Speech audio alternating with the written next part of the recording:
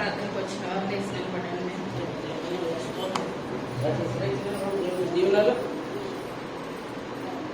చప్పట్లు కొడదాం. బలులను అర్పించడం కంటే మాట వినడం శ్రేష్టం. పోయిన ఆదివారం మనం ఏం చెప్పుకున్నాం? ఎటువంటి వాడైనా మంచివాడు. ఎవరిని పరిచయం చేశాడు? పౌలు గారిని ఎవరు పరిచయం చేశారు? ఆయన అపోస్తలులకు పరిచయం చేశారు. చివరి వరకు యథార్థంగా ఉన్నారంటారు ఆయన. దేవుని నామమున ఈ యొక్క దినాన్ని మనం చెప్పుకునే వాక్యము మొదటి సమూయేలు గ్రంథము 2వ అధ్యాయము 9వ వచనం. తన భక్తుల పాదములు తొట్టిల్లకుండా ఆయన వారిని కాపాడును.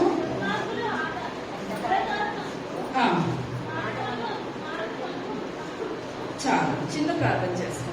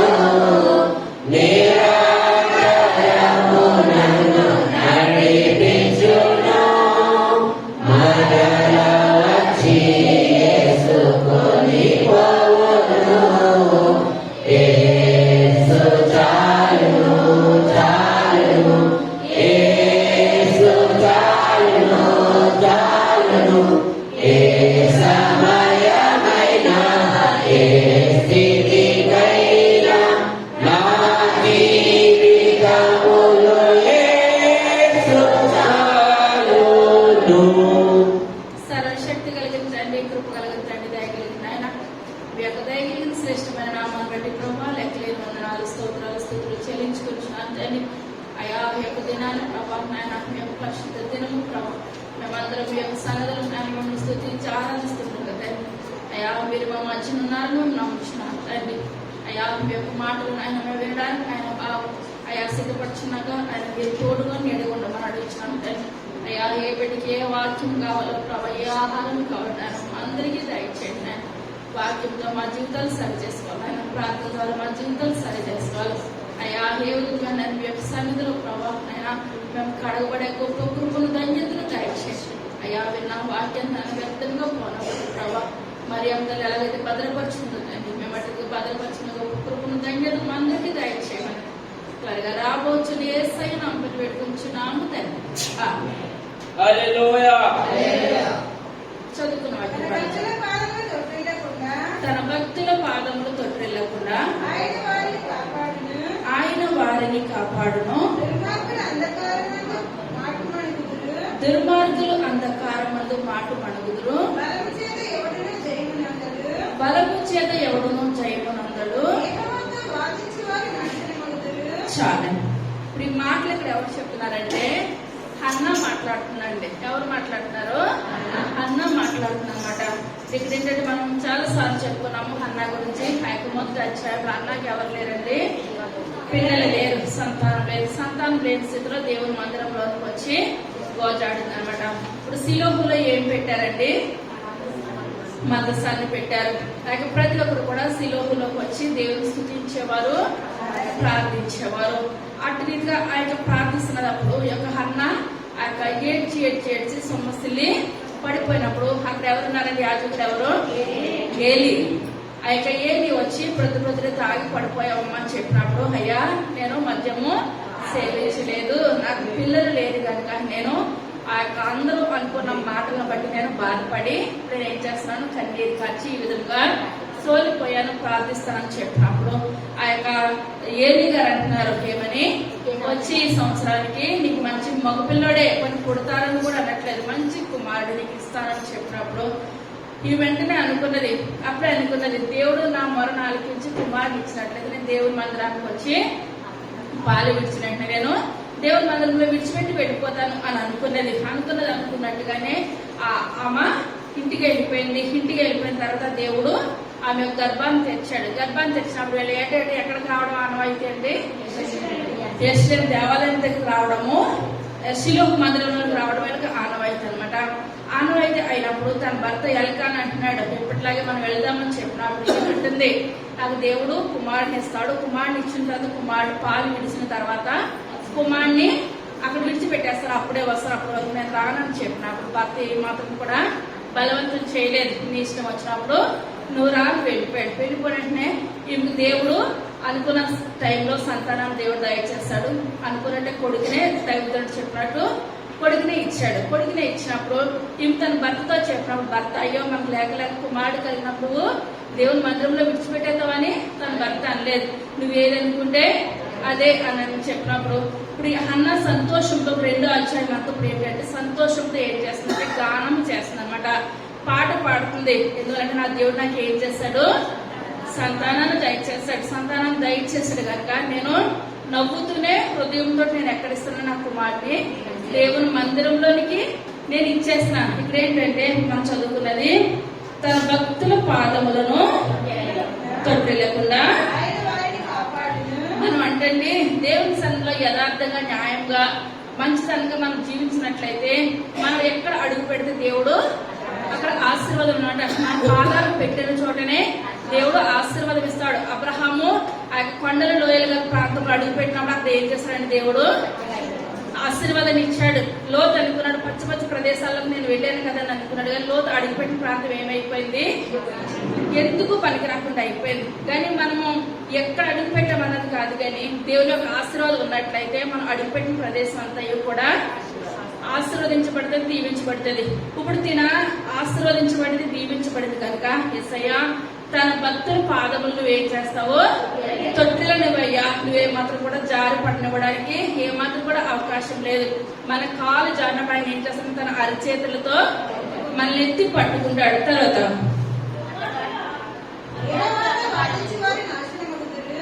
బలము చేత చాలండి. మన బలమును బట్టి మన శక్తిని బట్టి మనం ఏమి చేయలేమన్నమాట ఈ లోకంలో. ఇప్పుడు కరోనా సమయంలో బలవంతులైన వారు ఏమైపోయారండి, ఎందుకు పనికి రాకుండా అయిపోయారు. మనం దేవుని ఉచితమైన కృపను బట్టి మనం ఈ విధంగా జీవించబడుతున్నాం, ఈ విధంగా బ్రతుకుతున్నాం. కానీ మనం బలము మనకి ఏమాత్రం కూడా అక్కడికి రాదు, మన శక్తి కూడా మనకి ఏమాత్రం కూడా అక్కడికి రాదనమాట. ఇప్పుడు ఈ బలాన్ని బట్టి శక్తిని బట్టి ఏమైనా కుమారుని సంపాదించుకోగలిగిందంటారా? ఈ లోకంలో బిడ్డలు సంపాదించుకున్నా, ఆస్తి సంపాదించుకున్నా, ఏది సంపాదించుకున్నా ఆయన చిత్తం లేకుండా మనము ఏది కూడా మనం చేయలేమన్నమాట. కానీ ఈ మంటుంది ఏమని, అయ్యా ఎవరు బలము చేత ఎవరు ఏది కూడా చేయలేరు అయ్యా, కేవలం యొక్క కృపను బట్టే ఏదైనా సాధ్యము. ఈ 2వ అధ్యాయం అంతా కూడా పాట పాడుకుంటుంది, గానం చేస్తుంది. మనకు ఇంకోసారి సంతోషంగా ఉన్నప్పుడు మనం ఏం చేస్తామండి, పాటలు పాడుకుంటాం. మనకి ఏ స్వరం వస్తే ఆ స్వరంతో మనం పాటలు పాడుకుంటాం. దావీదు కూడా నిత్యము కూడా పాటలతో ఆయన ఏం చేస్తాడండి, స్తుతించేవాడు. ఆయన కష్టం వచ్చినా పాటలతో స్తుతించేవాడు, సంతోషం వచ్చినా కూడా ఆయన స్తుతించేవాడు. మనం ఏంటంటే పాటలతో దేవుని నామాన్ని మహిమపరచాలి. మనం బలాన్ని బట్టి, మన శక్తిని బట్టి, దేని బట్టి కూడా మనం అతిశయించద్దు. గొలియాతు ఆ యొక్క బలాన్ని బట్టి అతిశయించాడు. ఏమైపోయాడు చివరికి, ఎందుకు పనికి రాకుండా అయిపోయాడు. కానీ ఏ యోగ్యత లేని దావీదుని దేవుడు ఏం చేస్తాడు, సింహాసనం ఎక్కించాడు. గొప్ప బలాన్ని ఆ యొక్క గొలియాతును చంపగలిగిన బలం ఎవరు ఇచ్చారండి, దేవుడు ఇచ్చాడు. తర్వాత వచ్చిన యెహోవాతో వాదించు వారు నాశనం అవుదురు. చాలండి. మనం దేవునితో ఏమాత్రం కూడా పెట్టుకొని మనం ఏమీ చేయలేము. ఆయన పాదాల దగ్గర ఉంటే ప్రభా నేను అడుగుపెట్టిన ఆ యొక్క అడుగుపెట్టిన చోటల్లా ఆశీర్వదించండి, ఆయన దీవించండి, ఆశీర్వదించండి. మన బాధంతా ఆయన పాదాల ముందు వేసేసి మన యొక్క బాధనంతా కూడా దేవుని చేతులకు అప్పగించేసినట్లయితే దేవుడు మనకి ఏం చేస్తాడండి, గొప్ప కార్యాన్ని జరిగిస్తాడు అన్నమాట. తర్వాత కీర్తనల గ్రంథము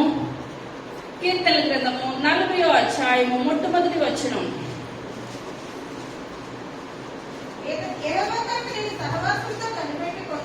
యెహోవా కొరకు నేను సహనముతో వేడుకుంటేని ఆయన నాకు చెవి యొగ్గి నా మొర ఆలకించెను.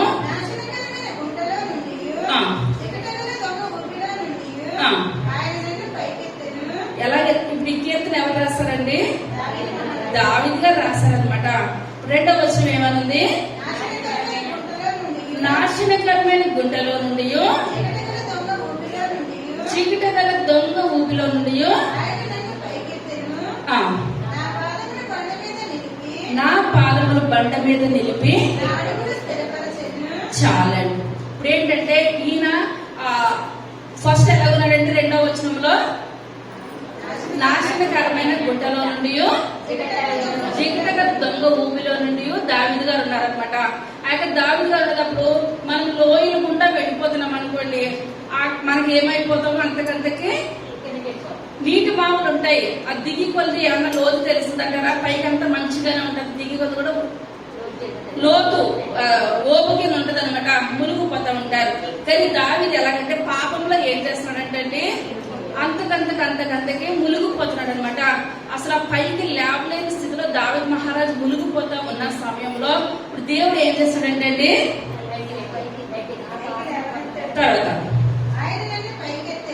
ఆయన నన్ను పైకెత్తెను, చాలండి. దావీదు గారి పాదాలకు దేవుడు ఏం చేస్తాడంటే స్థిరపరిచాడు. మొట్టమొదటిగా ఆ యొక్క పాదాలు మొట్టమొదటి ఎవరిని స్థిరపరిచాడు? హన్నాను స్థిరపరిచాడు. బిడ్డలు లేని స్థితిలో ఉన్న హన్నా జీవితాన్ని దేవుడు బిడ్డలను దయచేసి బండ మీద నిలబెట్టాడు. ఇప్పుడు ఆ యొక్క బెత్షెబతో పాపంలో పడిపోయి దిగజారిపోతున్న ఆ యొక్క స్థితిలో దావీదుని దేవుడు ఏం చేస్తాడండి బండ మీద నిలవబెట్టి పైకెత్తాడు. వీళ్ళందరూ కూడా దిగజారిపోతున్న వాళ్ళు బండ మీద నిలబెట్టాడు. మన జీవితాలు ఎక్కడ ఉండాలి? నేల మీద ఉండాలా? బండ మీద ఉండాలా?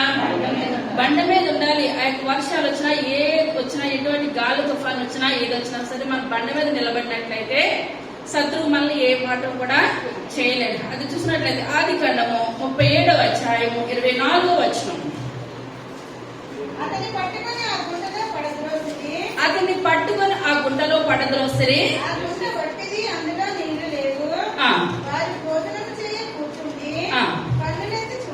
చూడగా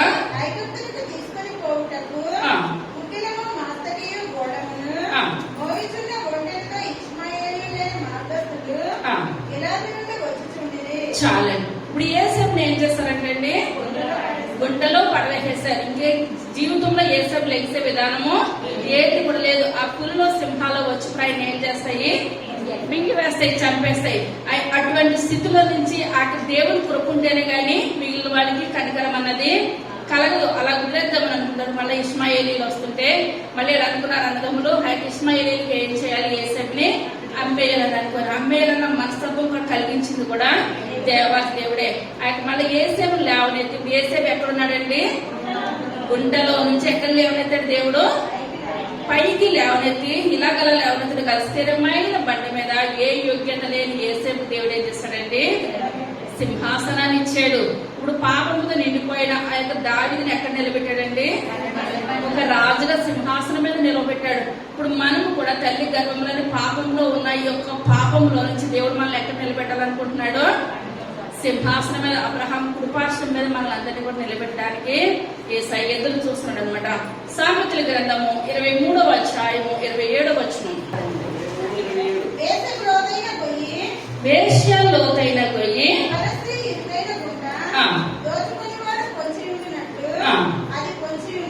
చాలండి.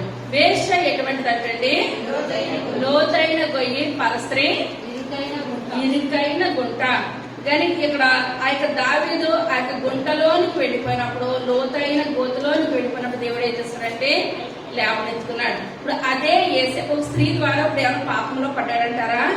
ఏది కూడా పడలేదు. ఆ యొక్క లోతైన గొయ్యి శరీరము, ఆ యొక్క ఆత్మ ఏం చేస్తుందంటే పాపానికి ప్రేరేపిస్తుంది. కానీ మనం ఏం చేయకూడదు? పాపానికి ఏమాత్రం కూడా చోటు ఎంత మాత్రం కూడా ఇవ్వద్దు. ఇప్పుడు ఆ యొక్క దావీదుని లేవనెత్తడం ఒక్కొక్కసారి మనకు అవకాశం రావచ్చు, రావకపోవచ్చు. మనం తెలుసుని కూడా ఏమాత్రం కూడా పాపంలో పడడానికి కానీ, ఆ యొక్క ఇరుకులోని ఇబ్బందులో పడడానికి కానీ తెలిసి మనం వెళ్ళామంటే దేవుడు కూడా ఏమి చేయలేనటువంటి పరిస్థితి అనమాట. తర్వాత మనం చూసుకున్నట్లయితే మొదటి కొరింథీయులకు రాసిన పత్రిక 10వ అధ్యాయం 4వ వచనం. అందరూ ఆత్మసంబంధమైన ఒకే పానీయము పానము చేస్తుంది. ఏలయనగా తనను వెంబడించిన ఆత్మ సంబంధమైన బండలోనిది త్రాగిరి. ఆ బండ క్రీస్తే. చాలండి. ఇప్పుడు ఇశ్రాయేల్ ప్రజలందరికీ కూడా బండ అనగా ఎవరంటండి? క్రీస్తే. ఆ యొక్క బండ క్రీస్తే. ఇశ్రాయేల్ ప్రజలందరూ కూడా ఎన్ని లక్షల కాల్బలం అండి? 20 లక్షల కాల్బలం. వీళ్ళందరూ కూడా ఒకే బండలో వాళ్ళు ఏం చేస్తారు? త్రాగారనమాట. ఒకే బండలోని త్రాగారనగా ఆ యొక్క బండ క్రీస్తే. ఇప్పుడు ఆ యొక్క మోషే గారు ఉన్న కాలంలో బండను కొట్టగా ఏమైందండి? నీరు వచ్చింది. నిర్గమకాండము 17వ అధ్యాయం మొట్టమొదటి వచనం. తరువాత ఇశ్రాయేలు సర్వ సమూహము యెహోవా మాట చొప్పున తమ ప్రయాణంలో సీను అరణ్యము నుండి ప్రయాణమైపోయి రెఫీదీములో దిగిరి. ప్రజలు తమకు త్రాగ నీరు లేనందున మోషేతో వాదించుచు త్రాగుటకు మాకు నీళ్ళిమ్మని అడుగుగా మోషే మీరు నాతో వాదింపనేలా యెహోవాను శోధింపనేలా అని వారితో చెప్పెను.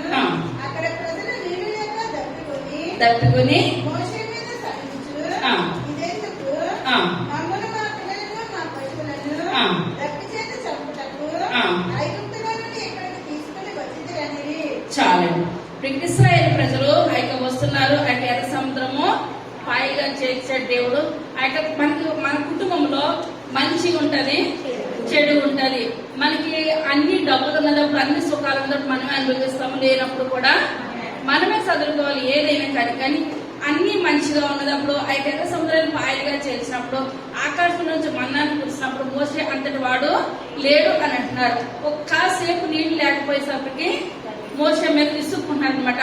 మమ్మల్ని ఐగుప్తులను ఉంచలేకపోయావు, మమ్మల్ని ఇక్కడికి ఎందుకు తీసుకుని వచ్చావు? ఐగుప్తులో ఇక్కడ చనిపోవడానికి మమ్మల్ని తీసుకొని వచ్చావు, ఐగుప్తులో సమాధులు లేవని ఇక్కడ తీసుకొని వచ్చావు. రకరకాలుగా ఆయన మోసేని మాట్లాడుతూ ఉంటుంటే ఇప్పుడు ఆయన మోసేని అంటున్న మాటలు ఎవరిని అంటున్నట్టు అండి? దేవుడిని అంటున్నట్టు లెక్క. కానీ ఆయన దేవుడు చూస్తూ ఊరుకున్నాడా? ఏమాత్రం ఊరుకోలేదు. తర్వాత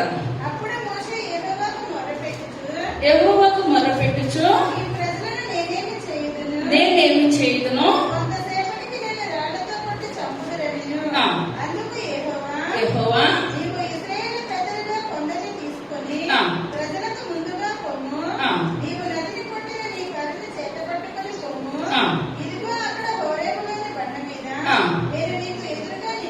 నిలిచెదను.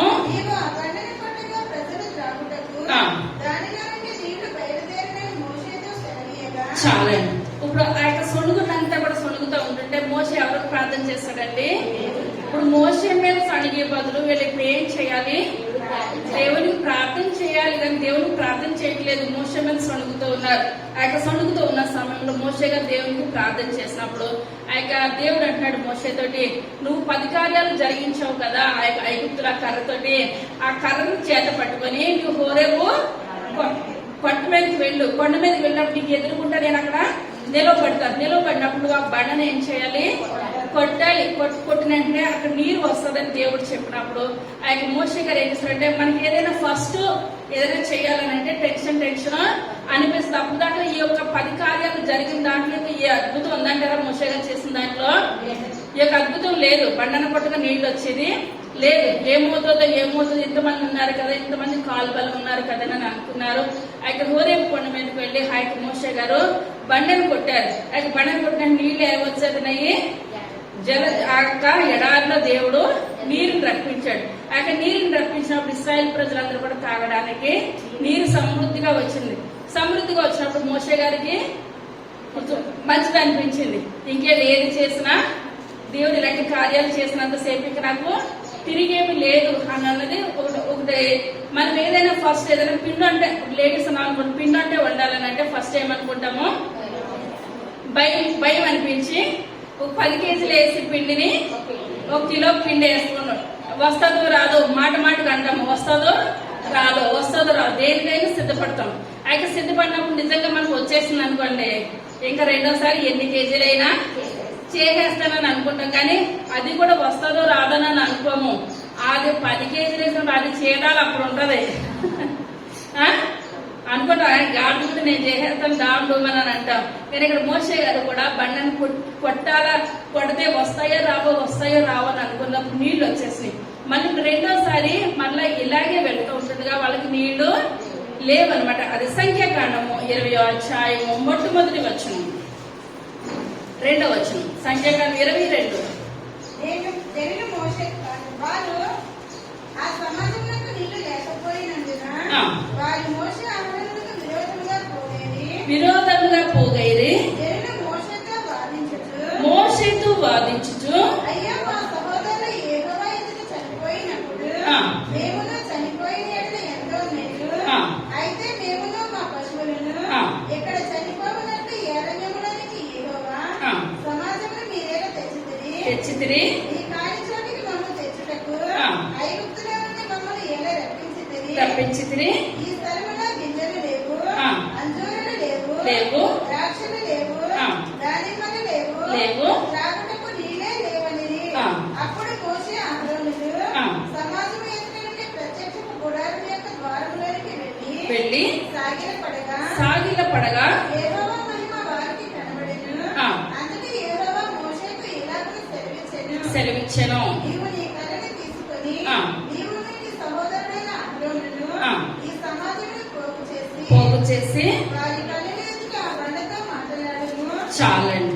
ఇప్పుడు ఇక్కడ ఫస్ట్ సారి బండను కొట్టమన్న మాట విని నిర్మాకాండం 17వ అధ్యాయంలో బండను కొట్టేగా నీళ్లు వచ్చేసినాయి. ఇప్పుడు ఇక్కడ కూడా వీళ్ళు ఎక్కడికి వచ్చారండి? సీను అరణ్యానికి వచ్చేసారు. సీను అరణ్యానికి వచ్చినప్పుడు అక్కడ వాళ్ళకు కూడా మరి ఒకసారి నీళ్లు లేవు. అక్కడ నీళ్లు లేని స్థితిలో మోషే మీద సుణుక్కుంటున్నారు. మేము అక్కడ తిన్న ఆ పండ్లన్నీ కూడా మేము అక్కడ ఆ పండ్లు తినేవాళ్ళం, ఈ పండ్లు తినేవాళ్ళం, అలా ఉండేవాళ్ళం, ఇలా ఉండేవాళ్ళం. ఇక్కడ తీసుకుని వచ్చావు, మాకు ఏది కూడా తినడానికి లేదు సహా తాగడానికి కూడా మాకు ఏ మాత్రం కూడా నీరు లేవు, మమ్మల్ని ఈ విధంగా చేసేసావు అని వీళ్ళు తిట్టుకుంటూ ఉంటున్నారనమాట. ఆయన తిట్టుకుంటున్న సమయంలో మళ్ళా దేవుణ్ణి మోషే అహరోనులు ఇద్దరు కూడా దేవుని సన్నిధిలో ప్రార్థన చేస్తారు. ప్రార్థన చేసినప్పుడు మళ్ళీ ప్రార్థన చేస్తున్నారు. కానీ మోషే గారికి ఏంటంటే మళ్ళీ నేను ప్రార్థన చేయగా దేవుడు బండను కొట్టే నీళ్ళు వచ్చేస్తాయి అని దేవుడు చెప్తాడు. మళ్ళీ నేను బండను కొట్టేస్తాను. ఒక్కొక్కసారి ఏంటంటే మనం మైండ్ లో ఒకటి ఫిక్స్ అవుతాం, ఏమని పలానా చేయాలని ఫిక్స్ అవుతాము. అది చేయకుండా ఎదుటి వాళ్ళని మాటలు అంటాం, అసలు ఏమి చేస్తే బాగుంటది అని అంటాం. అన్న తర్వాత వాళ్ళు పలానాది అని అంటారు. కానీ నేను మైండ్ లో ఒకటి ఫిక్స్ అయ్యాను, నేను అదే చేస్తాను. ఎదుటి వాళ్ళు అడిగే అంత అవసరం నీకు లేదు కదా. వాళ్ళ టైం వేస్ట్, మన టైం వేస్ట్. ఇప్పుడు ఇక్కడ మోషే గారు ఇప్పుడు దేవుని సన్నిధిలో ప్రార్థన చేయాలి కదా. ప్రార్థన చేసినప్పుడు అనుకుంటున్నాడు మోషే గారు, నేను ప్రార్థన చేస్తాను కదా. దేవుడు ఏమంటాడు, మళ్ళా మోషే బండని కొట్టే అంటాడు కదా. ఇదే అనుకుని మైండ్ లో మోషే గారు ఫిక్స్ అయిపోయారు. కానీ ఒకసారి ఒక పదం వచ్చింది, రెండోసారి ఏ పదం మోషే గారు కొట్టుకుంటా వస్తుంది అన్న ఆలోచన ఎవరికి లేదండి? మోషే గారికి లేదు. మన పితరులు కూడా కష్టాలు పడ్డారు, ఎన్నో చేశారు. కానీ ఒక్కొక్క విషయంలో వాళ్ళు ఏమయ్యేవారు? తప్పిపోయేవారు అనమాట. ఆ యొక్క దావీదు అన్ని చేశాడు. చివరాఖరు ఒక స్త్రీ విషయంలో, బెత్షెబా విషయంలో తప్ప అది కూడా లేకపోతే దావీదులో మైనస్ అన్నది ఏమాత్రం కూడా లేదు. ఇప్పుడు ఇక్కడ మోషే గారు కూడా ముందు కొట్టేయమన్నారు కదా, మళ్ళీ కొట్టేయొచ్చు అని అనుకున్నారు. కానీ మళ్ళీ దేవుడు ఏ రకమైన మాట చెప్తాడు అన్నది గుర్తించలేదు.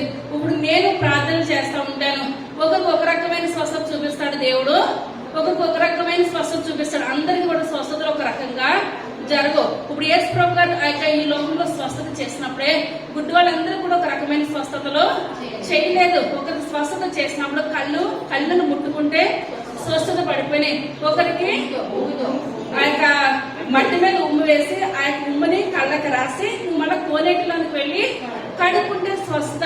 యేసయ్య కూడా స్వస్థతలు అందరూ కూడా ఒక రకంగా స్వస్థతలో చేయలేదన్నమాట. ఒక్కొక్కరు రకరకాల స్వస్థతలు. మనం కూడా దేవుని సన్నిధిలో ఉన్నాము. దేవుని సన్నిధిలోకి వచ్చి ఇప్పుడు మనం అనుకుంటున్నాము, అయితే నేను 40 రోజులు ఉపవాసం ఉండి ప్రార్థన చేస్తాను, 40వ రోజు అయితే దేవుడు నాకు అది చేసేయాలి. మనం దేవునికి ఆర్డర్ వేయడం కాదు, ప్రభా నాకు అవసరం ఉన్నది నేను ప్రార్థన చేస్తాను, మీ చిత్తం అయితే నాకు జరిగించండి. ఆయన మీ చిత్తం లేకుండా నేను ఏమీ చేయలేను. దేవుడే ఆయన సిలువ వేసినప్పుడు మీ చిత్తం అయితే గిన్నె నా యుద్ధ నుంచి తొలగించి ప్రభా మరలా అంటున్నాయినా నా చిత్తాన్ని బట్టి కాదు మీ చిత్తాన్ని బట్టే నాకు జరిగించడం తండ్రిని వేడుకున్నాడు. కానీ మనం దేవుని సన్నిధిలో ఆర్డర్ వేసేస్తాం అనమాట, పలానది చేయండి ప్రభా. మన ఇంట్లో ఒక తల్లిదండ్రులే మనం ఒక ఆర్డర్ చేయలేము, అవునంటారా? అయితే తోడుకుంటున్నోళ్ళే పలానది చేయలేము, స్నేహితులు చేయలేము, కానీ మనం ఎవరిని ఏమి చేయలేము. కానీ ఒక దేవుని మనం ఏం చేస్తామండి, ఆర్డర్ వేసేస్తాం, నాయన నాకు అది చెయ్యాలి అంతే.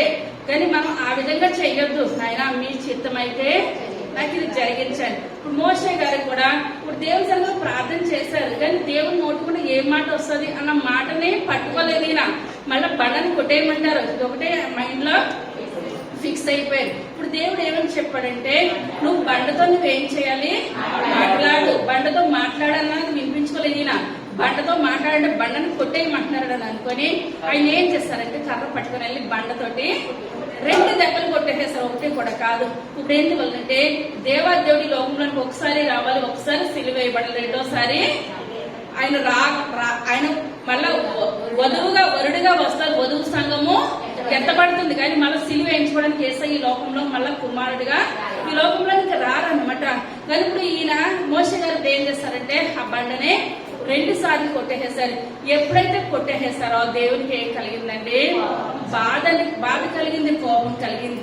ఎందువల్లంటే దేవుడు ఏది చెప్పినా సరే బలులు అర్పించడం కంటే మాట వినట శ్రేష్టము. ఆ యొక్క సౌలు అలాగే మాట వినలేని స్థితిలోనే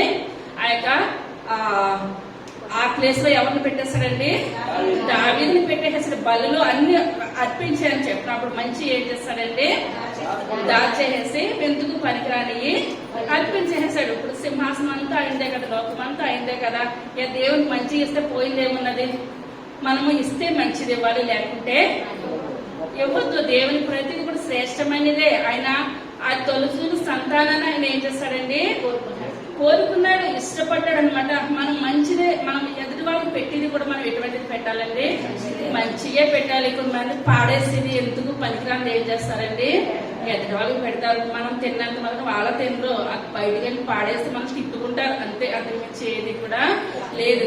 దేవునికి ఇచ్చిన బయట వాళ్ళకి ఇచ్చిన ఎవరికి ఇచ్చిన మనం శ్రేష్టమైనది ఇవ్వాలి. కానీ అన్నిటికన్నా ముందు మాట వినుట శ్రేష్టము, మాట వినాలి. కానీ ఇక్కడ మోషే గారు 2 సార్లు బండను కుట్టేటప్పుడు దేవునికి చాలా బాధ అనిపించింది. ఎందువల్లంటే మన కుటుంబంలో 2 పిల్లలు ఉన్నారనుకోండి, ఒకరు ఎంత చెప్పిన మాట వినరు. ఒకటి చెప్తే ఒకటి. మన తల్లిదండ్రులు కూడా మైండ్ లో కూడా ఫిక్స్ అయిపోతే అసలు ఎప్పుడు కూడా మాట వినరు కదా. తిరిగి పుట్టిన కానించి ఇంతే. మళ్ళీ మనం అడ్జస్ట్మెంట్ చేసుకోవాలంటే ఒకటి మైండ్ లో వేసుకుంటారు. సేమ్ మా నాన్నగారు ఇటువంటి వారే, మా అమ్మ మాట వెళ్ళలేదు రకమే, మా ఓళ్ళు మాట వెళ్ళలేదు, ఇది ఒకటి వేసుకుంటే సరిపెట్టుకున్నాం, లేకపోతే సరిపెట్టుకోమన్నమాట. కానీ ఎప్పుడు మాట వినేవాళ్ళు వినకపోయారనుకోండి బాధ వస్తుందా రాదా? ఇప్పుడు 20 లక్షల కాలువలు కూడా ఏసై మీద సొనుకుంటున్నారు, తిరగబడుతున్నారు. వాళ్ళు ఎంత సొనుకున్నా ఎంత తిరగబడినా దేవునికి బాధ అనిపించలేదు. వీళ్ళు ఇంతే, పుట్టుకలో నుంచి వీళ్ళు ఇదే మనస్తత్వం, పుట్టుకలో నుంచి వీళ్ళు ఇదే మనస్తత్వం అని అనుకుంటున్నారు. కానీ ఈ యొక్క మోషే సరిగ్గా మాట వినకపోయేసరికి దేవునికి ఏం కలిగిందండి, బాధ కలిగింది. ఏంటి, నా మాట పూర్తిగా వినట్లేదు, బండతో మాట్లాడు అని అంటే ఇప్పుడు ఏం చేస్తాడండి, బండని కొట్టేసేస్తాడు అని అనుకొని ఎలాగే మోషే గారు ఎలా మాట వినలేదో దేవునికి కోపం అంత గట్టిగా వచ్చేసి దేవుడు అన్నాడు, మోషే నువ్వు కానాన్ని కళ్ళారా చూస్తావు గాని ఏ మాత్రం కూడా నువ్వు ప్రవేశించవు అని చెప్పేటప్పటికి ఆ మోషే గారు చాలా బ్రతుకులాడారు. ప్రభా ఈ ఒక్క తప్పే నన్ను క్షమించండి అయ్యా, ఈ ఒక్క తప్పే నన్ను క్షమించండి, నేను సరిగ్గా వినిపించుకోలేదయ్యా, నేను సరిగ్గా వినిపించుకోలేదు. ఎంత ప్రాధాయపడినా దేవుడి మాట మనసు మార్చుకున్నాడంటారండి. మళ్ళీ ఇంకొక ఆప్షన్ ఇచ్చారు, ఏమనంటే నువ్వు కానాన్ని కళ్ళారా చూస్తావు కానీ ఏ మాత్రం కూడా అందులోనూ ప్రవేశించవు. ఇది ఒక్క మాటే చాలు ప్రభా, నేను సరిగ్గా వినకపోవడానికి కారణము ఇదొక్కటే చాలు నైనా, నేను కళ్ళారా చూస్తున్నాను, నాకు అదొకటే నాకు చాలు అని అనుకున్నాడు. మళ్ళీ దేవుడు ఏమైనా మనసు మార్చుకున్నాడంటారా? మనసు మార్చుకోలేదు. ఆయన కళ్ళారా చూశాడంటే కానాన్లోకి. ఇప్పుడు వాళ్ళ ఫరో దగ్గరికి దగ్గరికి ఎన్నిసార్లు తిరిగాడో, 10 అద్భుత కార్యాలు చేశాడు. సముద్రాన్ని ఎర్ర సముద్రాన్ని పాయలుగా చీల్చాడు.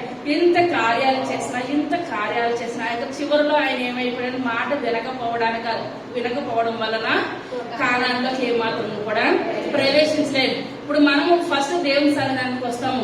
మనం 1 రోజు 2 రోజులు, 1 పూట 2 పూటలు కాదు, మనం బ్రతుకున్నంత కాలము కూడా ఇంకా లాస్ట్కి వచ్చేసి సమయంలో మాట వినలేని స్థితిలో మోషే గారు పక్కకు వెళ్ళిపోయారు. మనము ఇప్పుడు వచ్చేసాం, రేపు వచ్చేసాం, ఇది కాదు. మనం బ్రతుకున్నంత కాలం కూడా మనం ఏం చేయాలండి, మాట వినాలి, దేవుని సన్నిధానికి రావాలి. దేవుడు ఏది చేయమంటే అది చెయ్యాలి. మన జీవితంలో దేవుడు ఏదైనా వద్దన్నాడు అనుకోండి, మనం ఆగిపోవాలి. ఇంకా మనకు బెస్ట్ ఏదైనా దేవుడు ఇస్తాడు, అంతే. దాని వరకు ఎదురు చూడాలి. కానీ ఇంకా అయిపోయిన దాని గురించి మనము ఎన్నిసార్లు అనుకున్న ప్రయోజనం అంటూ ఏంటి కూడా లేదు.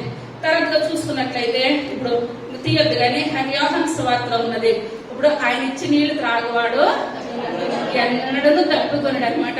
కానీ అటువంటి దాహాన్ని ఇశ్రాయేలు ప్రజలకు ఇవ్వాలని అనుకుంటే వాళ్ళు ఎటువంటి స్థితిలో ఉన్నారండి, మాటికి ఒక్క మాట చెప్పినప్పుడు సమరస్త్రీ ఏం చేసింది, లోపడింది. మళ్ళీ దప్పుకు కొన్నదంటారా?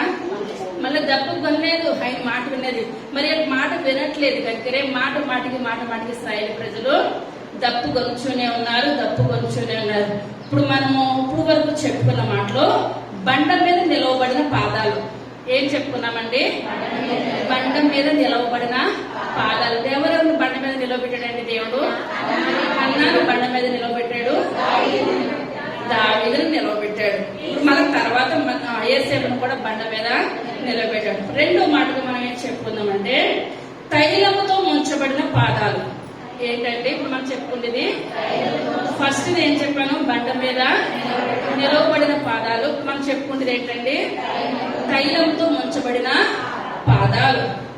ద్వితీయోపదేశకాండము 33వ అధ్యాయము 24వ వచనం. ఆషేరును గురించి ఇట్లనెను, ఆషేరు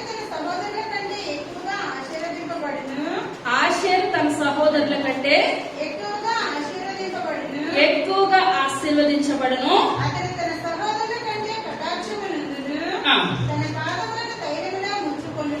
చాలండి. తన పాదాలు ఎలా ముంచుకుంటదంటండి, తైలంలో ముంచుకొని. మళ్ళీ చదవండి. ఆషేరును గురించి ఇట్లనెను.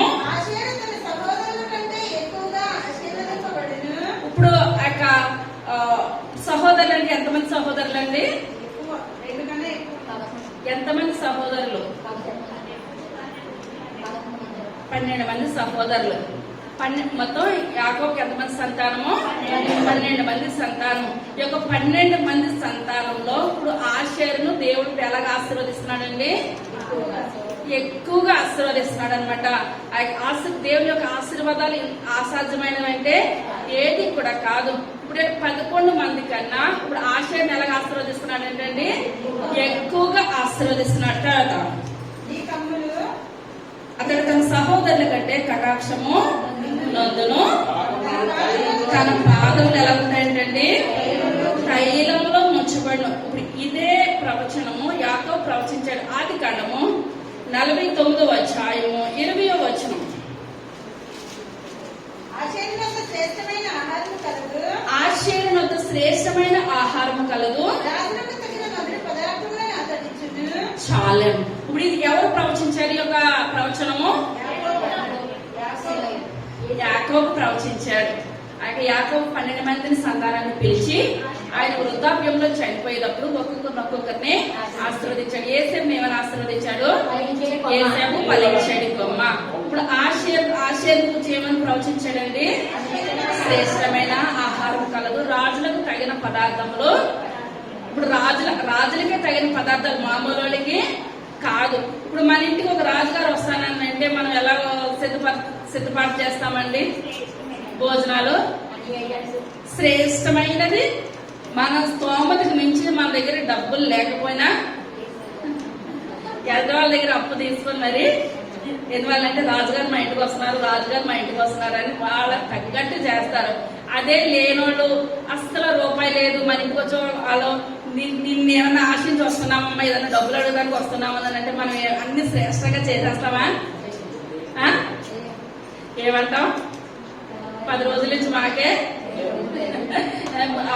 వాళ్ళు అడగడానికి వచ్చేదేదో మనమే మన డబ్బును ముందే కొట్టేస్తాం. మన డబ్బు మనం కొట్టేస్తాం. వాళ్ళు ఏమన్నా అడిగేదేదని అడుగుతారంటారా? ఇంకా మన ఆలకించి నాదే ఎక్కువ అనుకుంటే వీళ్ళు నాకన్నా డబ్బులు ఉందని ఏం చేస్తారంటే వచ్చిన వాళ్ళు వచ్చినట్టు వెళ్ళిపోతారు.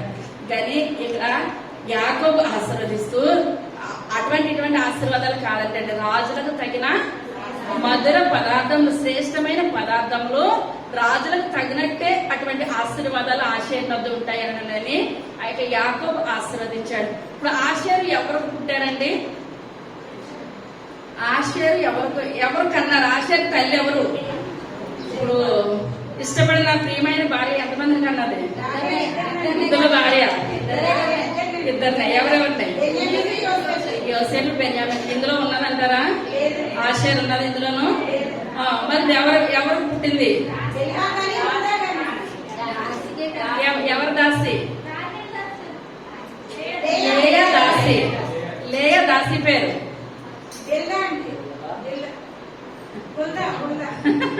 వల్ల ప్రవక్త జిల్ఫా. పట్టండి. జిల్ఫా ఇద్దరిని కన్నది. జిల్ఫా ఎంతమందిని కన్నదండి? ఇద్దరిని కన్నది. ఎవరెవరు అనగా గాదు, ఆషేరు. ఎవరు కన్నారు? జిల్ఫా ఎవరు దాసి? లేయా దాసి. మళ్ళీ అర్థమవుతున్నా కదా? ఇప్పుడు అక్కడ రాహేలు, యోసేపు, బెన్యామీను. ఇప్పుడు అక్కడ లేయా దాసి, ఆషేరు. ఇప్పుడు ఆ యొక్క లేయా దాసి యొక్క జిల్ఫా ఎంతమందిని కన్నదండి? ఇద్దరిని. అందులో గాదు, ఆషేరు. ఇటువంటి ఆషేరు వచ్చేటప్పటికి ఆ యొక్క ఇశ్రాయేల్ అనమాట. ఆ యొక్క ఇశ్రాయేలు యాకోబు ప్రవచిస్తున్నాడు అనమాట. ప్రవచించి రాజులకు తగిన మధుర పదార్థములు నీ ఆశ్చర్యంతో ఉంటాయి అని ప్రవచించారు. దాసి బిడ్డలకు అటువంటి ప్రవచనం వస్తుందంటారా? కానీ దేవుని దగ్గర పక్షపాతం ఎంత మాత్రము కూడా లేనే లేదు. తండ్రి ఎవరు? యాకోబు, ఇశ్రాయేల్ అనమాట. ఇశ్రాయేల్ సంతానంలోంచి వచ్చినప్పుడు దాసులకి దేవుడు ఆశీర్వాదం ఇచ్చాడు. భార్యలు కూడా దేవుడు ఏం చేస్తాడండి? ఆశీర్వాదం ఇచ్చాడు. ఇప్పుడు ఇదే ప్రవచనం మనం చదువుకున్నాం కదా, ద్వితీయోపదేశకాండము 33:24. ఆషేరును గురించి ఇట్లా నేను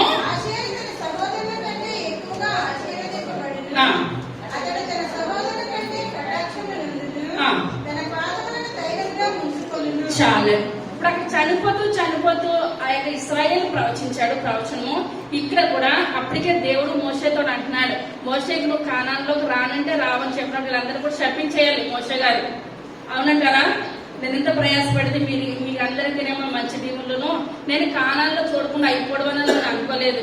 కానీ ఆ యొక్క ఇశ్రాయేల్ ఏ విధంగా ప్రవచించాడో దేవుడు, ఎందువల్లంటే వాక్యం ఎవ్వరు ప్రవచించినా ఒకటే వాక్యము. ఆయన చెప్పిన మాట అవునంటే అవును, కాదంటే కాదు. ఇప్పుడు ఇదే ప్రవచనం ఎవరు ప్రవచిస్తున్నారు?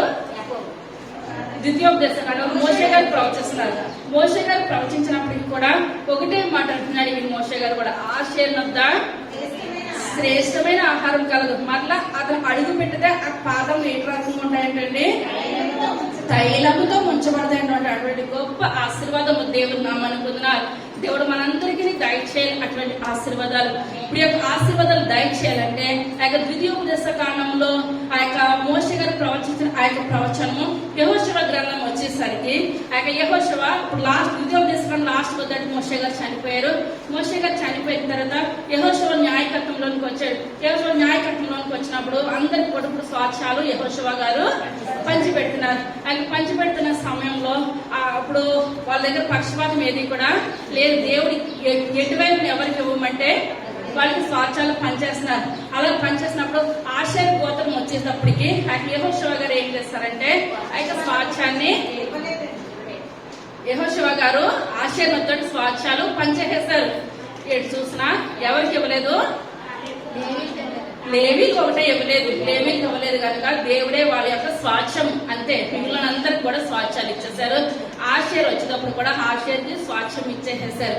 ఇచ్చేసినప్పుడు అంతా అయిపోయిన తర్వాత ఆ యొక్క భక్తులు, ఆ యొక్క పరిశుద్ధ గ్రంథంలో రాసిన వాళ్ళు, ఆ యొక్క భక్తులు, దేవుని కొనియాడబడిన వారు రానున్న దినాల్లో తర్వాత మ్యాప్ పాయింట్ వచ్చింది అనమాట. ఏమొచ్చిందండి, ఇప్పుడు మన భారతదేశం పటం ఉన్నది కదా, ఆ రకంలో పటాన్ని చూసినట్టు మ్యాప్ చూసుకున్నట్లయితే ఇప్పుడు ఆషేర్కి ఇచ్చినదంటండి మన కాలు పాదం ఎలా ఉంటుందో ఆకారం వచ్చిందంటే అండి. దేవుని నామానికి వందనాలు. ఏమొచ్చింది, మన కాలు పాదం ఎలా ఉంటుందో ఇచ్చినది ఏంటంటే మనం అనుకోవచ్చు కాలు పాడమంటే అందులో ఇన్ని స్వాచ ఆ దక్క మ్యాప్ అంతే. అందులో ఇప్పుడు వీళ్ళందరూ కూడా సరిపోయినటువంటి స్వాచ్యాలు ఏంటి, అసలు వాళ్ళకి ఐడియా కూడా లేదు.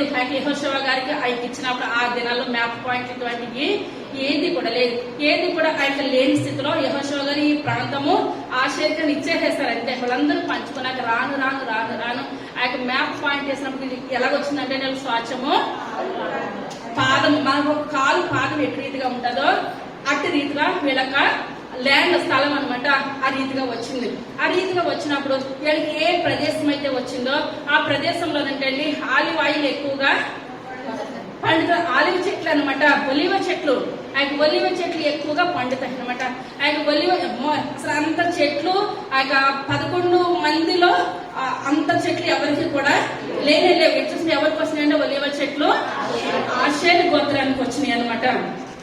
ఆ యొక్క కొన్నాళ్ళకు చూసుకున్నట్లయితే ఆలివ్ నూనె వస్తుంది, ఒలివ నూనె. ఇప్పుడు 11 మందిలో ఎవరికి కూడా ఇటువంటి ఆశీర్వాదం లేదు. కానీ ఆ యొక్క దేవుడు చనిపోతూ ఇస్రాయేల్ చెప్పినప్పుడు కూడా ఎలా వచ్చిందండి, ఆశీర్వాద శ్రేష్టమైన ఆహారం కలదు రాజులకు మధుర పదార్థములు అతడు ఇచ్చును. ఇప్పుడు ఇక్కడ మోషే గారికి కూడా ఈయన కూడా నేను కానాన్ని చూడకూడదని దేవుడు ముందుగా చెప్పేసినప్పుడు కూడా ఈయన ప్రవచనం దేవుడు ఎలా ప్రవచించాడని మోషే గారు కూడా పాదము ఆషేర్ ఎక్కడైతే పాదం పెడుతుందో ఆయన పాదము తైలంతో ముంచబడును. అంటే కింద తైలం ఉంది, పైన పాదం ఉంది. దేవుని నామానికి వందనాలు. కింద ఏముందండి, ఏం తైలము, ఒలీవ నూనె అనమాట. కింద తైలం ఉంది, పైన పాదం ఉంది. వీళ్ళకి సరిహద్దులు ఎలాగొచ్చినాయి, ఏ ఆకారంలో వచ్చింది, పాదం ఆకారంలో వీళ్ళకి సరిహద్దు వచ్చింది. కానీ ఒలీవ నూనె దేనికి వాడతారు, ఇంకా అభిషేకానికి. దేవుని నామానికి వందనాలు. అదే మొదటి సమూయేలు గ్రంథము 16వ అధ్యాయం 4వ వచనం.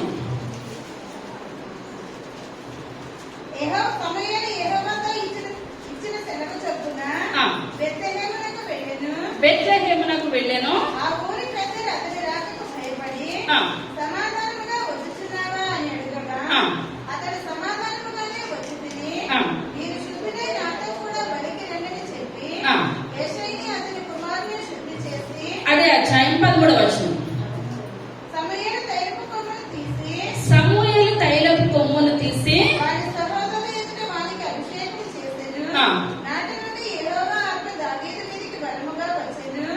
తరువాత సమూయేలు లేచి రామాకు వెళ్ళిపోయెను. చాలండి. ఇప్పుడు రాజులకు తగిన మధుర పదార్థములు అంటే ఇప్పుడు రాజుని ఆశీర్వదించాలంటే ఏం కావాలండి, తైలం కావాలి. తైలం కావాలంటే రాజులకు తగిన మధుర పదార్థములు దొరుకుతుంది. ఎవరి దగ్గర దొరుకుతుంది తైలము, ఆషేరునంత. దేవుని నామానికి వందనాలు. ఇశ్రాయేలు కూడా అదే ప్రవచించారు, ఆషేరునంత శ్రేష్టమైన ఆహారం కలదు. మోషే గారు కూడా అదే ప్రవచించారు, ఆషేరు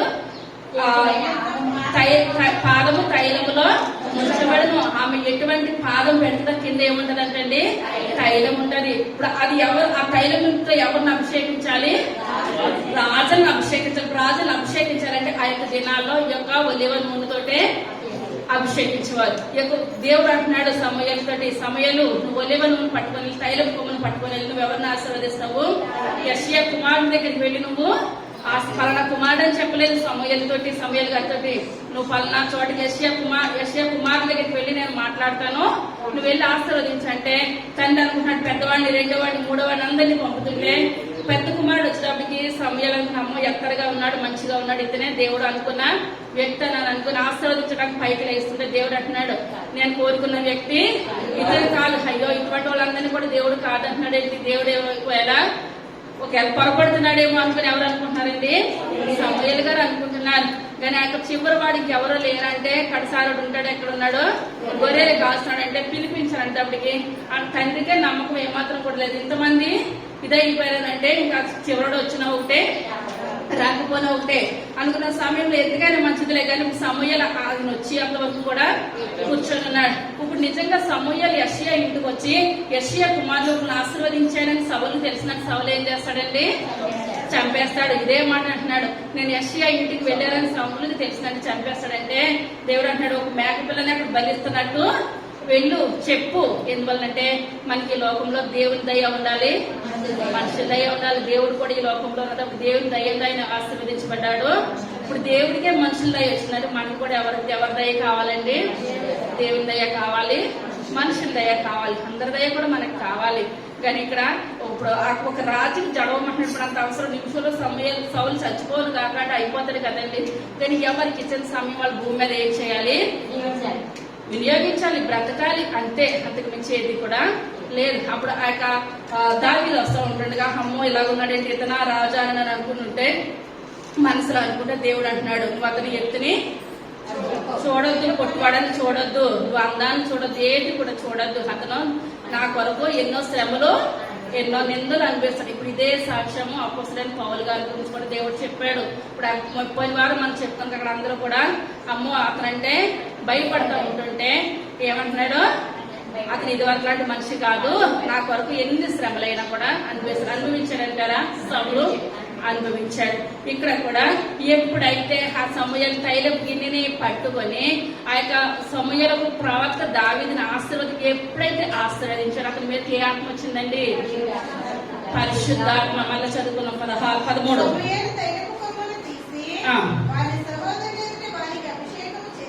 అభిషేకం చేశాను చాలండి. ఎప్పుడైతే అభిషేకం వచ్చిందో నాటి నుండి ఏమొచ్చేసిందంటండి, దావీదు మీద యెహోవా ఆత్మ బలముగా వచ్చేసింది.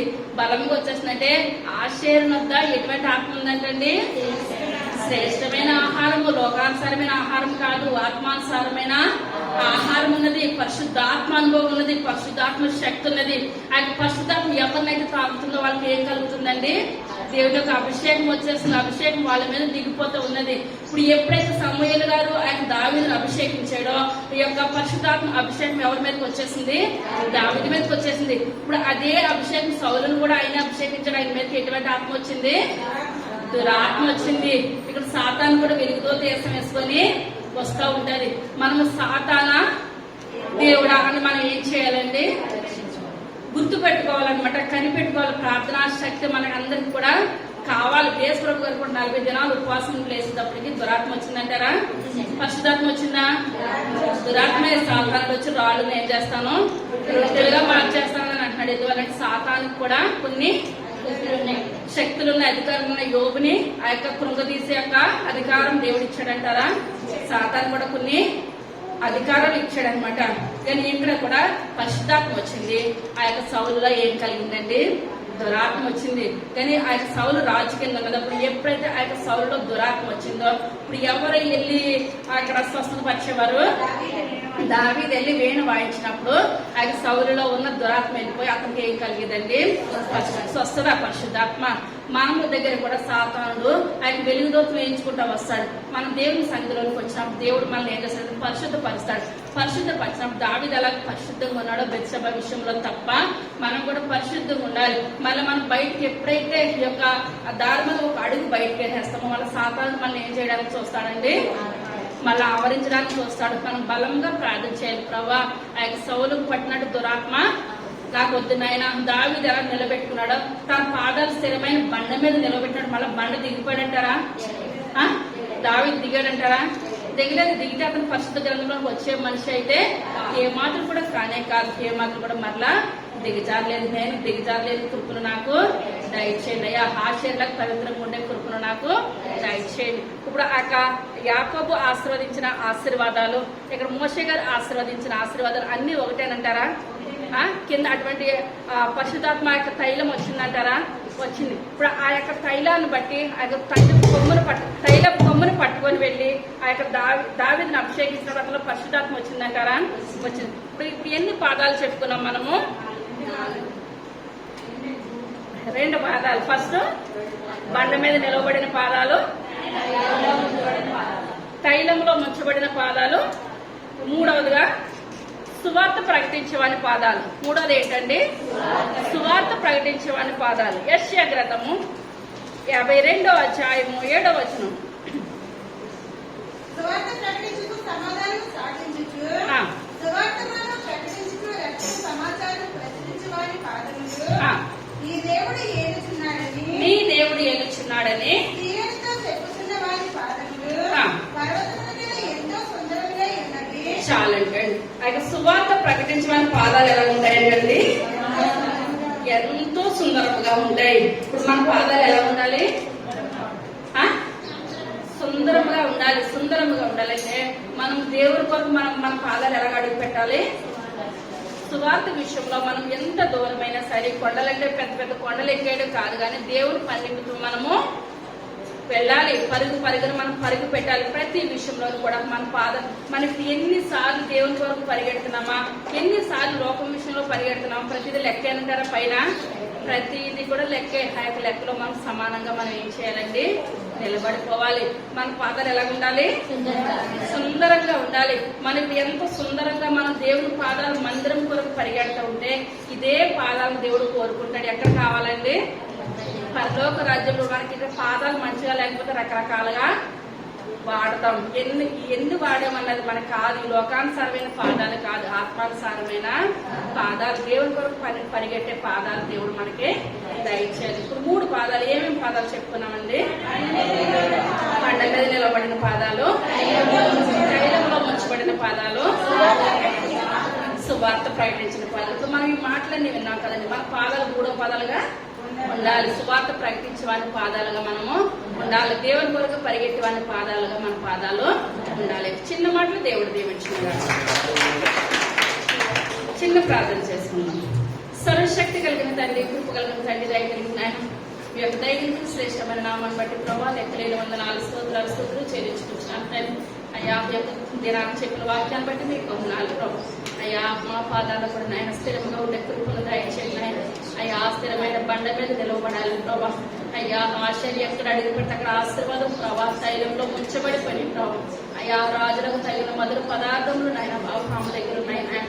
అయ్యా ఎంతో మంది భక్తులను అభిషేకించడానికి ప్రభా తైలం తండ్రి అభిషేకించినప్పుడు ఆయన వెంటనే బాబు పరిశుద్ధాత్మ వచ్చేసింది ప్రభా. పరిశుద్ధాత్మ శక్తిని మా అందరికీ దయచేయండి నాయన. అయ్యా అటువంటి శక్తితోటి ప్రభా మేము నాయన బాబు మీ యొక్క సువార్తలు నాయన, మీ యొక్క పరిచయలు నాయన ముందుకు కొనసాగి గొప్ప కృపను దయచేయండి. దీవించండి ప్రభు, ఆస్వాదించండి. అయ్యా మీ యొక్క 2వ రాకటి నాయన మా పాదాలు నాయన మా అందరం కూడా ఎత్తబడి కృప మా అందరికీ దయచేయండి. విన్న వాటి కూడా పోకుండా ప్రభు మా హృదయాల భద్రపరచిన గొప్ప కృపను ధన్యతను దయచేయమని సరిగా రాబోచిన ఏ స్థాయి నా పెట్టి పెట్టుకుంటున్నాము తండ్రి.